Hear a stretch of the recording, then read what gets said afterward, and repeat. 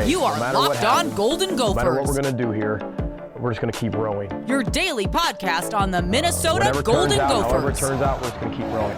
Part of the Locked On Podcast Network. Your team every day. We're just going to keep rowing, and keep rowing.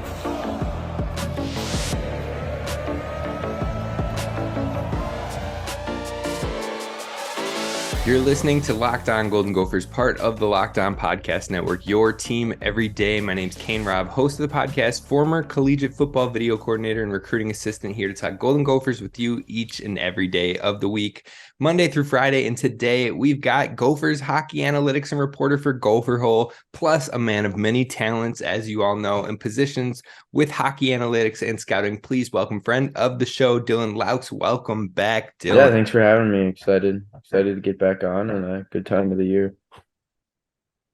Yeah, so we're officially heading into the semifinals of the Big Ten Tournament. Michigan is going to play Ohio State at home, and Minnesota will take on Michigan State at home. Now, Minnesota has faced Michigan State 4 times thus far and swept them in both of the series. In fact, it hasn't really been close. In East Lansing, the Gophers won 5-0 and 6-3, and in Dinkytown, they won 8-0 and 6-3. Now, is that just Michigan State not matching up well with the Gophers? Or I guess, what are your thoughts between these two teams and what the mismatch has been so far? Yeah, I think, it's funny. Some teams have other teams' numbers, kind of, and I think the Gophers definitely have Michigan State's number. It seems every year it's usually like a lopsided game, and it's something that going into series and games, you don't think it's going to happen like that. But it does. Michigan's a well-coached team. They have good depth. They have a good goaltender, but for whatever reason, Minnesota's had their number every single time they play them. Yeah, and I went and I looked up just in those 4 games how many points were coming from kind of those core guys. There are a lot of core guys on this team, but I looked at that first line, that number 1 line between Snuggerud, Cooley, and Knies, and then I also threw Faber in there just to see what it would look like. Snuggerud had 9 points against Michigan State this year. Cooley has 10, Knies has 6, and Faber has 8. Like, it's coming from all directions and all angles, and it just seems like the Gophers have just been absolutely dominating. Yeah. Now, I was just gonna say, yeah, you're right on with that. Like, it just seems every single game now that top line is clicking, and it's just so dangerous. And they find ways to get around defensemen. They find ways to get deep into their zone, and once Knives can go to work in the corner, it opens so much more for Cooley and Snuggerud to work their magic. And man, it's been so much fun to watch those 3. Absolutely. It's been a blast to watch them. And overall, single elimination games are a little bit different. You're talking about during the regular season, you're playing again next week, you're playing. But now if you don't play, you're not playing in that championship. So it might hit a little bit different. Who would you say would be the most important player for the Gophers just to get things started off this weekend against Michigan State? Well, I think obviously the top line, but like if you look last year, I remember in the Big Ten championship game against Michigan, it was Jackson Nelson who got the Gophers on the board first. And I remember talking to him earlier this year, and I said, as a leader, like, what do you do to like spark your team in the opening minutes or whatever? And he always says in his first shift, he tries to get things going, whether it's a big hit or a scoring chance or a shot or make a play. He wants to get his guys involved, get him ready. And I think Jackson Nelson would definitely be a big guy to get him going. I want to say he was pointless in like his last 7 or 10 games, and finally got a point. So it's good to get him hot going into the playoffs, and I think he's a big part of it, and that line itself with Nevers and Brodzinski too. Awesome. And who are some players that fans should be mindful of on Michigan State's team heading into this single elimination game? I'm gonna go with like I said, they're kind of a deep team, a depth team. They've got a lot, but I would go with Jagar Joshua. He's an intriguing player to watch. He's picked up a lot of goals this year. A lot of them have come on the power play. So maybe keeping him off the power play will obviously help. I know that's pretty much a game plan for every team, but even if Michigan does get power play chances, the Gophers have been super good on the penalty kill, especially recently. They've kind of climbed up the ranks in that regard. But Joshua plays a very intriguing game. If he's not scoring the goals, he's still a very impactful player. He's good defensively, but he's also super physical. Wouldn't surprise me if he has 5 more hits in that game. He's going to push guys off the puck. He's a danger in both zones, so to speak, and that's a very impactful player and important player for Michigan. All right. And then with this game, what is your personal confidence level in the semifinal game and the Gophers being able to pull off another victory against Michigan State? I would say if they played last weekend, I'd be 100% confident that this would be a good matchup for them. But you saw it a couple of weeks ago when the Gophers had, an off weekend. They headed into Wisconsin and they just did not look like Minnesota hockey. It did not look good. Ton of turnovers, sloppy in the defensive zone, trying to be too cute in the offensive zone. There's just many things that just didn't go right for them coming off of a weekend off. I know they did a ton of things differently. They didn't stay at home like they did that weekend. They went up to Rochester, had a practice in front of a full crowd, played a simulated scrimmage between the two, gold versus maroon. Try to keep momentum in an off weekend is hard in college, but these guys are young, and I think this will be a good weekend, and I think confidence level is probably pretty high. All right. And then if the Gophers are to advance, and I mean, even in this game, they would be both at home if the Gophers advance here at Mariucci. So definitely fans, you're going to want to pack that out because it's advantageous. You talk about the basketball space, you go to a neutral site. We had the women's basketball tournament at the Target Center, so it was here in Minnesota, but you don't get the chance like this to actually go to your home stadium and play in front of fans for games like these in every sport. So definitely show up, show out, and be loud for the Gophers. Hopefully that can help give them even the slightest of advantages. Any final thoughts on this matchup before we talk and move maybe into a little bit of future talk with the Gophers? Like you said, the crowd, especially this year, but like recently, ever since Christmas break, it's been pretty much, I think they've had majority of sellouts, and that's something Gopher hockey hasn't seen much of recently. So it's really awesome to be selling out on a nightly basis, even against opponents that maybe wouldn't have drawn sellouts. But the guys talk about it all the time, the players talk about it all the time. Coming out of the tunnel before a game and seeing a packed crowd, it boosts the excitement, it boosts the momentum's already on your side. That's a big part of it. Absolutely. So next, we're going to talk about a little bit of the future. We're going to talk about the class of 2023 that's coming into the Gophers hockey program coming up next. This show is brought to you by our friends over at FanDuel. Definitely be sure to check out the FanDuel Sportsbook app. It's safe, it's secure, and you can download it today and get a no-sweat first bet for up to $1,000 in bonus bets. That means if you win your first bet, good on you, you won. But if you lose, you still can have a chance at money back in your account. So definitely be sure to check it out at fanduel.com/lockedon. And today we're talking hockey, but we can't talk hockey without talking the Wild. And the Wild are underdogs in today's matchup over at FanDuel.com. So if you think that's a shame, if you think, the Wild have been hot lately, I know they lost a game in a shootout last night, but prior to that, they were streaking, folks. And so can they get back on the streak against the Jets? Well, if you think so, now's the time to take advantage of that bet and that opportunity with them being underdogs over at FanDuel.com. Again, FanDuel.com/lockedon to take advantage of the no sweat first bet. Make every moment more with FanDuel. All right, Gophers fans, thank you for listening to Locked On Golden Gophers and making us your first listen when it comes to Gophers Daily Sports. I'm here with Dylan Loucks, and we are going to talk about the future of the program, mainly the recruiting class coming in. Now, I want to do a little foresight. I want to talk about this 2023 class, and now you have 3 people that have officially signed the national letter of intent with Oliver Moore, Sam Rinzel, and Max Rudd, and then you have 2 verbal commits in Jimmy Clark and Gino Pachora. Who are some of these players that really stood out to you? Is it all of them? Is it a handful? Or who could really make an impact for the Gophers from the jump? Well, the obvious answer would be Oliver Moore. If you're talking like, recently it does unfortunately sound like Logan Cooley will probably sign with Arizona when the season's over.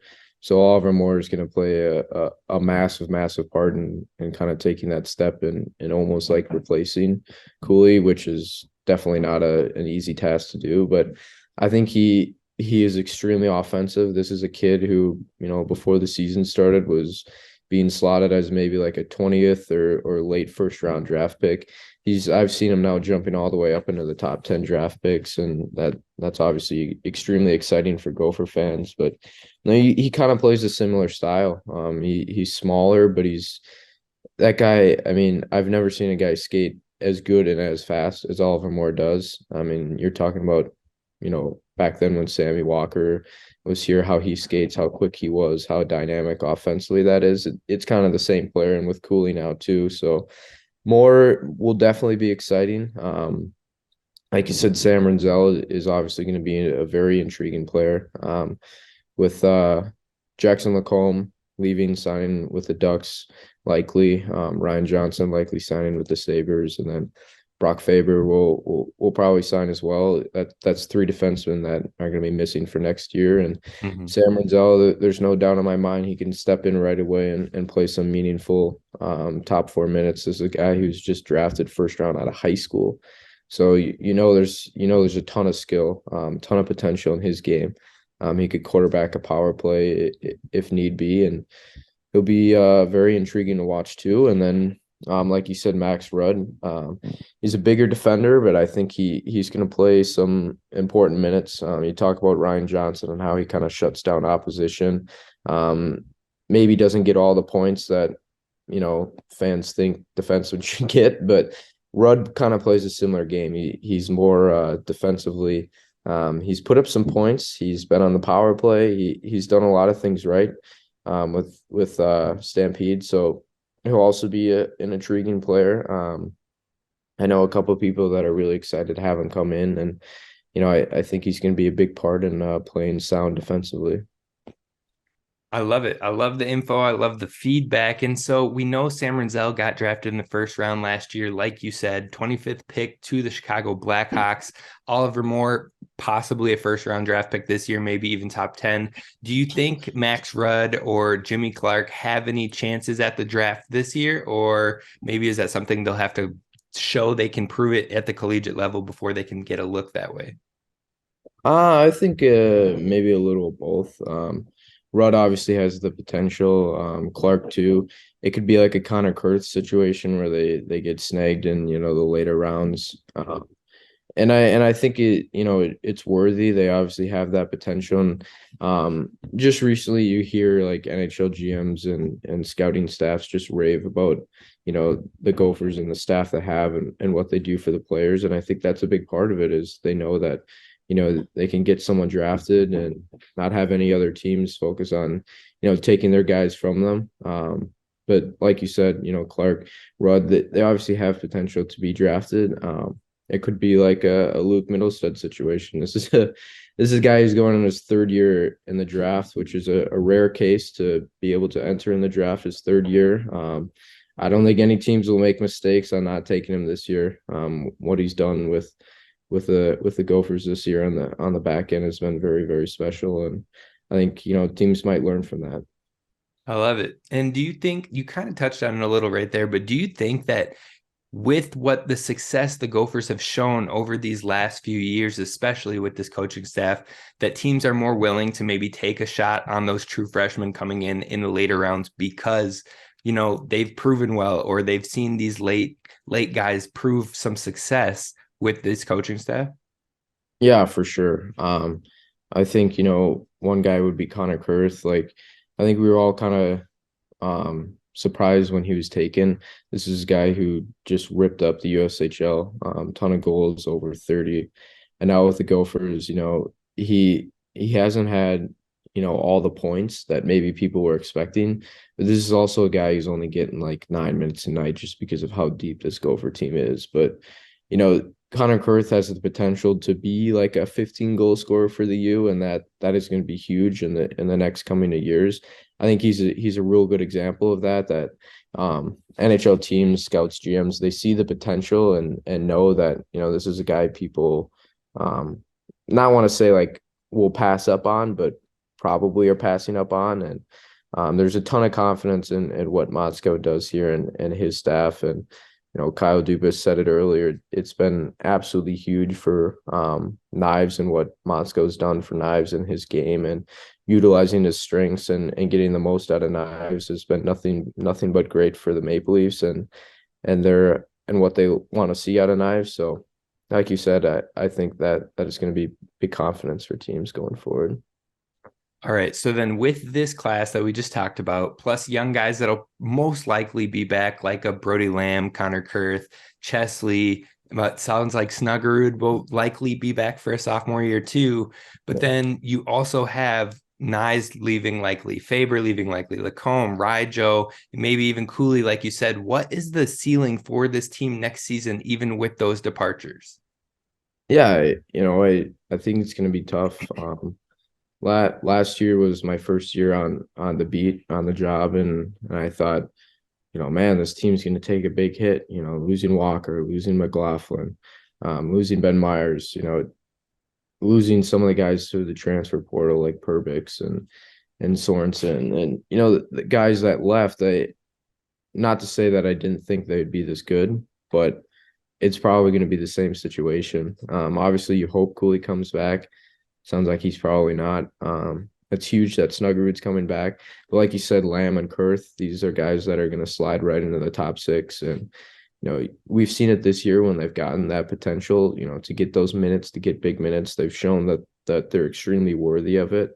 There's a reason why they're here. Another guy would be Aaron Huglin. Getting him more minutes a night is going to take off. I know this is a guy who's just been extremely snake bitten. Like, he's had so many chances this year and only has, 3-4 goals on the year, I think, which is definitely a total that he doesn't want, but he's obviously got the potential to maybe score 15 next year. So with all the guys leaving, there's no doubt that they're confident enough in what they have that these guys will step up. It obviously hurts to lose, 3 big defensemen, but that just means more minutes for Cal Thomas, more minutes for Chesley, more minutes for Middlestead.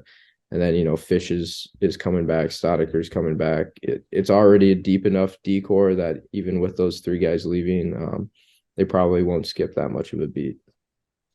I love it. I love it overall. I'm still excited to see what they do, but this year's not over. So we've got the finish to the Big Ten tournament and we've got the NCAA tournament with a real shot at contending. So we got to enjoy this team while we have it. But let's shift the talk a little bit and close off with some of these guys that have possibly the potential, well, not the potential, but the likelihood to play pro next year or even to close this year. Now, Faber and Knies are kind of the guys at the top of that list that could maybe even see some run this year in the playoffs if those teams end up making it, which it looks like both are on track to do.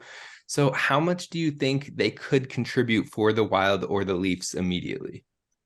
Yeah, Knives, undoubtedly. I know the Leafs, recently have had some injury problems. I know they just traded for Ryan O'Reilly, and now, he's on the IR and will miss the remainder of regular season, hopefully getting back to playoffs. So I think Knives is going to step in right away and get some pretty impactful minutes and some important minutes and probably the Leafs top 9. And if that's not intriguing enough, I don't know what is for him. He's talked about this year how much like Austin Matthews has meant to him, both being Arizona guys, now both on the same team. Matthews is one of the guys that kind of pushed him back to come back to the U for another year. And, when you know, and I think Knives knows that he's probably ready to step right into the NHL, and he'll probably be on the 3rd line. Maybe he'll get some power play time, some penalty kill time, but he'll be pretty important for the Leafs going forward, and will likely, get some minutes in the regular season and obviously the postseason too. Faber, on the other hand, this is a guy that I've really started to think of recently. The Wild just traded for another defenseman. They kept another defenseman in Goligoski, didn't trade him. And then they have Kalen Addison. I know Brodeen's hurt right now, but at the end when the Gophers season's over, the Wild basically already have 8 defensemen. Would they want Faber to come in right away and play regular season? Who knows? Because they already have so many defensemen in itself. Obviously, injuries can happen. Maybe Dumley gets hurt or Klinberg gets hurt or Addison. But I wonder about Faber. Maybe he signs an amateur tryout and just plays some minutes in the AHL. We'll find out. But there's no doubt that at least next year he'll be playing for the Wild or the AHL team. But once the season's over, I now wonder if that idea of him signing and getting minutes with the Wild and burning that first year of his contract, I wonder if that's still a thought for them.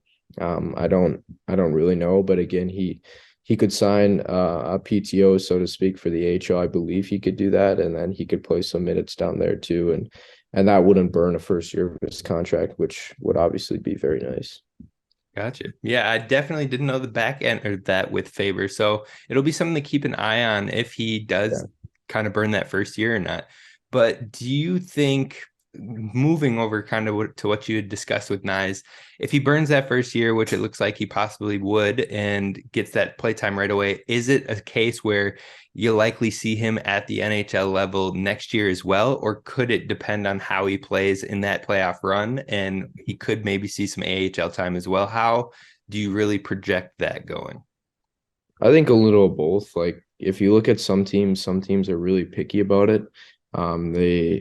Some teams want to sign that guy out of college because they're fresh. They've already played really important minutes, whether it was a run in the playoffs for conference or the national championship. Knies, I definitely think he's NHL worthy. He plays an NHL game. One thing they might want to work on him with, and it might hold him off where he gets a lot of time in the AHL next year, would be his skating. I think he is a good skater, but he might not be, the quickest guy, but he does so many other things right that I think they won't be worried about it. I want to say the Leafs have just around like 800,000 to sign Knies. So it's not much to sign him to his ELC, but I definitely think he'll sign with the Leafs and he'll probably play for them end of the regular season, come playoff time. And like you said, they'll look at it, see how he plays, and then address it next year. But he could be a 50-50 next year, kind of, where maybe start in the AHL, get a ton of confidence, or maybe he jumps on the scene right away and he's destroying it and they never look back. Yeah. Yeah, that's kind of my hope. That would be fun for the Gophers program to see a guy kind of thrive right away from the jump. And even if Cooley does make the jump right away as well, it would be great to see those guys kind of continue to boost the status of the program for the Gophers at that pro level. Now, the last question with these guys, and then I have one question to close with Justin Close. But what do you think the ceiling is for a guy like Knies and a guy like Faber? For Knies, is he a guy that could end up being a top 6 forward in the league? Or what do you think that ceiling is for both the two? Yeah, Knies, I definitely think he might be under that like mid-tier top 6 potential. The only thing is he plays in such a deep Maple Leafs team that already has such a good top 6 in itself. Next year with contracts expiring and whatnot, maybe they make trades. He could definitely be a top 6 guy. But I think his game is probably really suited for the top 9 because, playing third line minutes, it's those guys that have the offensive potential and, chances to score or generate offense, but they're also very good defensively and can play a shutdown role. And I think that's what Knies is. Obviously, ton of points this year, a lot of goals. He's provided a ton of offense and a spark, but sometimes it's those little things, the physicality, the way he plays in the defensive zone, the way he hustles back on a back check. Those are the stuff that fit very well in the top 9. That's the stuff that will translate, and you hope the goal scoring and the offensive potential and all the offense he's brought to the Gophers, you hope that translates too. And if it does, then he's definitely a top 6 guy. But if not, he's a very effective top 9 guy. With Faber, I think his ceiling is to be a top 4 defenseman. I'm not sure if he's a power play guy. Maybe he could run a power play too. He gets power play minutes here, but he also doesn't. That's also because they have Jackson LaCombe, Mike Kester, who's so good on the power play, even Luke Middlestead and such. But I think his ceiling is probably a top 4 defenseman, just because Spurgeon's here for as long as he is, and he's a right shot guy, just like Faber. Faber's probably not going to play top line minutes, but he's going to get around 20 minutes a night playing, second line D with hopefully Brodin, which is a guy that he looks up to. I talked to him earlier in the season, and he said Brodin is a guy that he's looked up to for a while. Like McAvoy, he loves the way they play defensively, and it's a guy he's going to lean on. It's a guy he's probably going to pick his brain, and it would be a great defensive partner for him. I love it. Let's close this one off with Justin Close. I don't know if he has another year of eligibility because of the COVID season, but if he does, do you think he uses it? And then 2, if he doesn't have the eligibility or what have you, how big is the drop off from Close to the other goalkeepers on this roster? Yeah. I just talked to Close like on Wednesday, so not long ago. I was working on a feature on him. And I asked him that same question. I said, I know you're in the midst of a playoff run and you probably have never thought of it, but there has to be a thought in the back of your mind that says, what's the plan for me next year? I'm a senior right now. And he was completely honest with me. And he said, look, I don't even know what I'm going to do tomorrow half the time. So who knows where his head's at there.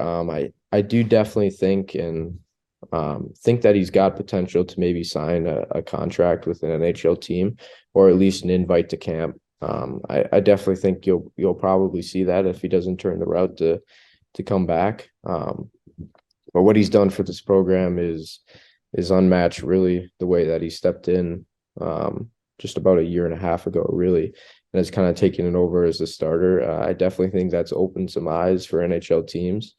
And maybe he does sign a professional contract or an invite to camp, and that would be fantastic for him. And then to answer the second part of the question, I do think there's confidence. I asked him about Oren Bartoskevich, and they really push each other. Bartoskevich comes out in practice every single day, gives it all he got.